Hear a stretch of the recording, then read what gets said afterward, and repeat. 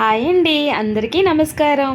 ఈరోజు మనం మహారాష్ట్రలోని నాసిక్ దగ్గర ఉన్న పవిత్రమైన శక్తిపీఠం సప్తశృంగిదేవి ఆలయానికి వచ్చామండి.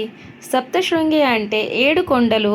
ఈ దేవాలయం 7 పర్వతాల మధ్యలో ఉండడం వల్ల దీనికి సప్తశృంగి అని నేమ్ వచ్చిందండి.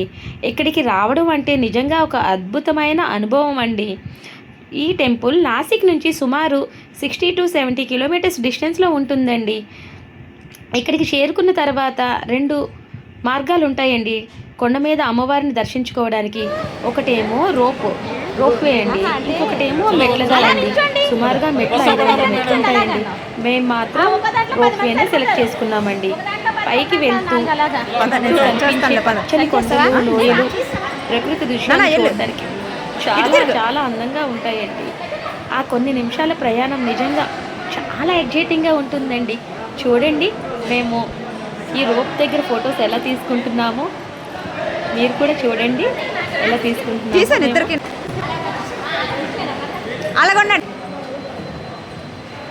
సో మా వాళ్ళందరూ కూర్చోవడానికి వెళ్తున్నారండి లోపలికి. సో అందరూ కూర్చున్నాక చూడండి, ఈ రోప్వేలో మనం వెళ్ళాలి అనుకుంటే ఒక పర్సన్కి టికెట్ అప్ అండ్ డౌన్ కలిపి 120 రూపీస్ ఉంటుంది.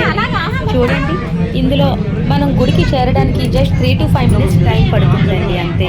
సో ఆ వెళ్తున్న త్రోవలో ఈ అందమైన దృశ్యాలు మీరు కూడా చూడండి ఎంత బాగున్నాయో. మొత్తం ప్రయాణం చాలా సేఫ్గా ఉంటుందండి. కొద్దిసేపే పడుతుంది కానీ చాలా చాలా మంచి ఎక్స్పీరియన్స్ అండి. పైకి వెళ్తుంటే చల్లని గాలి, చుట్టూ కొండలు, ఒక అద్భుతమైన అనుభూతి అండి కలుగుతుంది కన్ఫర్మ్గా. పైకి చేరుకున్నాక చాలా పవిత్రంగా అనిపిస్తుందండి. భక్తుల రద్దీ కూడా ఉన్నా కూడా ఒక ప్రశాంతత అనేది ఉంటుందండి. సప్తశృంగి అమ్మవారు 18 చేతులతో దర్శనమిస్తారండి. అమ్మవారి విగ్రహం కొండలోనే చెక్కబడి ఉంటుందండి. ఇది ఇక్కడ ప్రత్యేకత అండి.